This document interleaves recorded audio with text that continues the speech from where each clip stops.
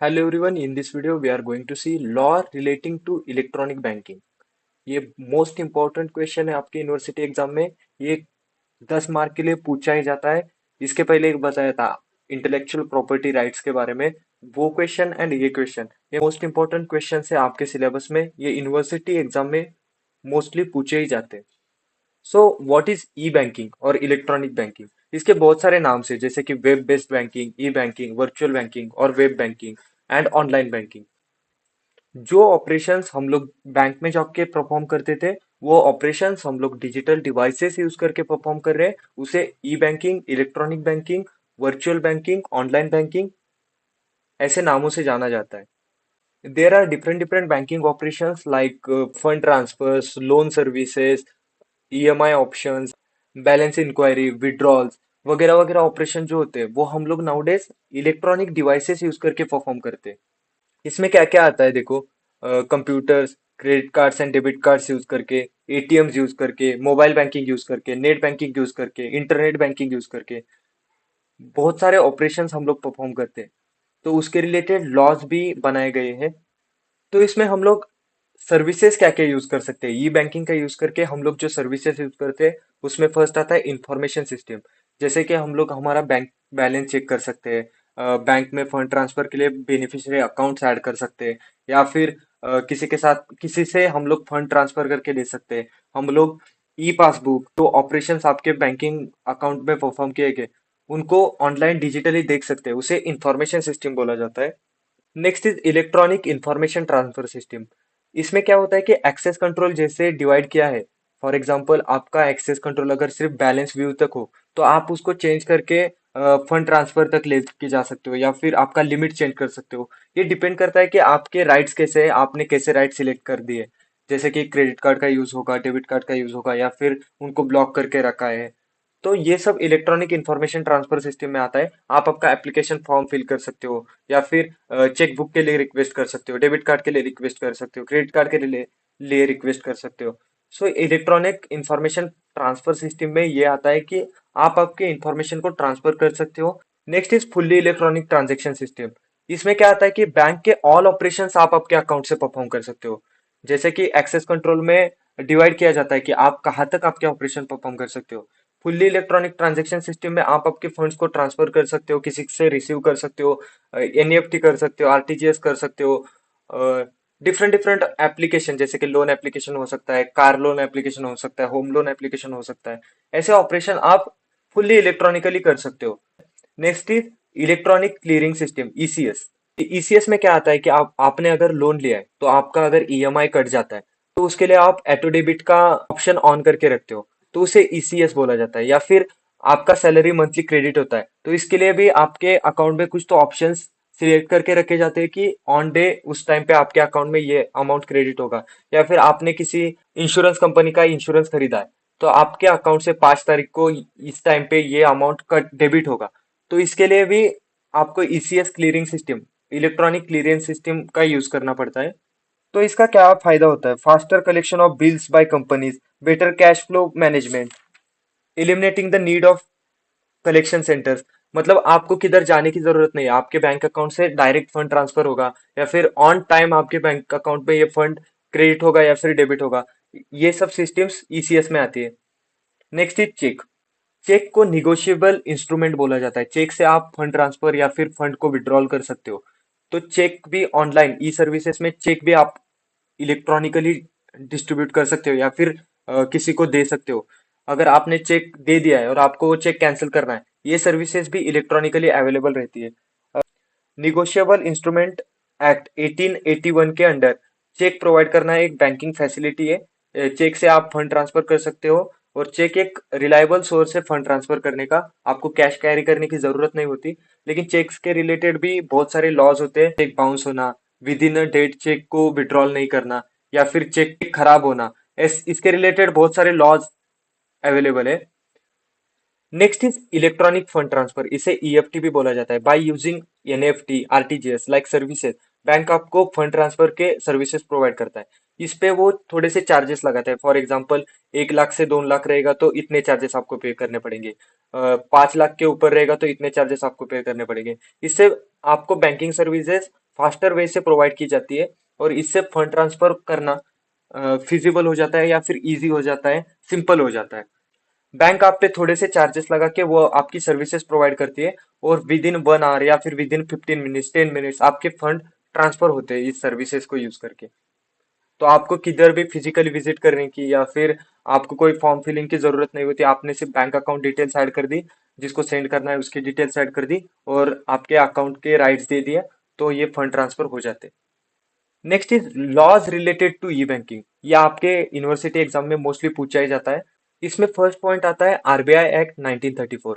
इसमें क्या मेंशन किया गया है कि 1934 में जो आरबीआई ने बैंकिंग के रिलेटेड लॉज बनाए, उसमें अमेंडमेंट करके 1995 में जो कंप्यूटर का इवोल्यूशन या फिर इंटरनेट का यूज लोगों में जो बढ़ रहा है, उसको देख के इलेक्ट्रॉनिकली फंड ट्रांसफर करने की सर्विसेज प्रोवाइड करना जरूरी है। ऐसा बैंक ने सोचा कि अगर हम लोग ये इलेक्ट्रॉनिकली फंड ट्रांसफर की सर्विसेज प्रोवाइड करते हैं तो लोग उसको यूज करेंगे और उनका टाइम भी बच सकता है, बैंक का टाइम भी बच सकता है और इलेक्ट्रॉनिकली डेटा इंटरचेंज हो सकता है या फिर फंड ट्रांसफर हो सकते हैं।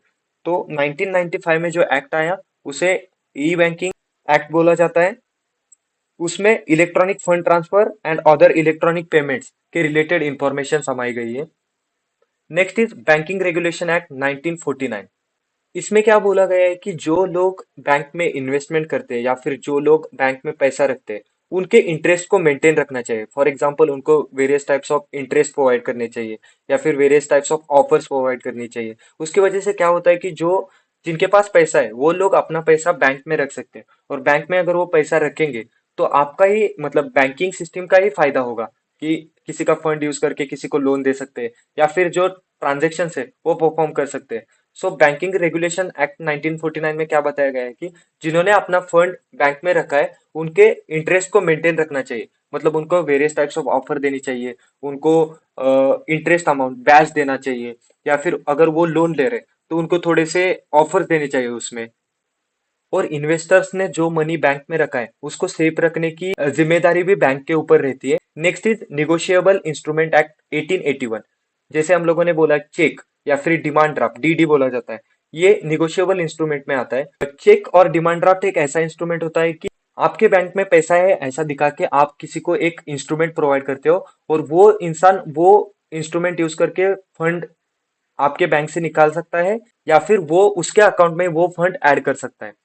तो ये जो निगोशिएबल इंस्ट्रूमेंट्स रहते हैं वो जो कैश का ट्रांजैक्शन होता है उसको रोकने के लिए निगोशिएबल इंस्ट्रूमेंट एक्ट बनाया गया था। और इससे क्या होता है कि कैश के जो ट्रांजैक्शन या फिर इलीगल ट्रांजैक्शन है उनको रोका जा सकता है और चेक जो होते हैं या फिर डीडी जो होते हैं इनकी वजह से बैंकिंग ऑपरेशन को आपके फंड ट्रांसफर करने में बहुत आसानी हो जाती है और उनको फंड ट्रांसफर मेंटेन रखना बहुत ईजी हो जाता है। लेकिन जो चेक एंड डीडी होते हैं उनके रिलेटेड बहुत सारे फ्रॉड अवेलेबल होते हैं, जैसे कि फॉर्जरी या फिर फ्रॉड, फॉल्स सिग्नेचर बनाना या फिर किसी के सिग्नेचर को मैनिपुलेट करना, किसी के अमाउंट को मैनिपुलेट करना, चेक में मैनिपुलेशन करना। बट उसके रिलेटेड बैंकिंग रेगुलेशंस या फिर गाइडलाइंस भी होती है। चेक को इलीगल माना जाता है उसको फाड़ दिया जाता है या फिर उसको बैंकिंग ऑपरेशन से रिमूव किया जाता है। और चेक के रिलेटेड बहुत सारे रूल्स रहते हैं कि विद इन 3 मंथ के डेट के अंदर उसको विड्रॉल करना चाहिए या फिर अगर किसी को हम लोगों ने चेक दिया और चेक देने के बाद आपके अकाउंट में उतना मनी नहीं रहेगा तो आपका चेक बाउंस हो सकता है और बैंकिंग लॉस के अंडर बाउंस चेक पे आपको फाइन भरना पड़ सकता है या फिर आपके ऊपर क्रिमिनल केस फाइल किया जा सकता है कि आपने गलत अमाउंट का चेक लिख के दिया या फिर आपके अकाउंट में पैसा नहीं था फिर भी आपने चेक लिख के दिया। तो उसके related laws, banking commerce related laws आते हैं। हमें सिर्फ इतना जानना है कि निगोशिएबल इंस्ट्रूमेंट एक्ट 1881 के अंडर चेक या फिर डिमांड ड्राफ्ट ऐसे इंस्ट्रूमेंट यूज करके आप अपना फंड ट्रांसफर कर सकते हो या फिर यूज कर सकते हो। Next is bankers book evidence act 1891। आप जो बैंक में ट्रांजेक्शन परफॉर्म करते हो उस हर ट्रांजेक्शन को बैंक में एंट्री किया जाता है या फिर लिखा जाता है। पहले कैसे होता था कि आपने अगर 1 रुपए का भी ट्रांजेक्शन किया तो उनके जो नोट्स रहेंगे या फिर उनका जो बुक रहेगा उसमें वो लिख के रखते थे और आपका जो पासबुक रहता था उस पे भी लिख के आपको देते थे। नाउडेज ये सब इलेक्ट्रॉनिकली इंटरचेंज होता है।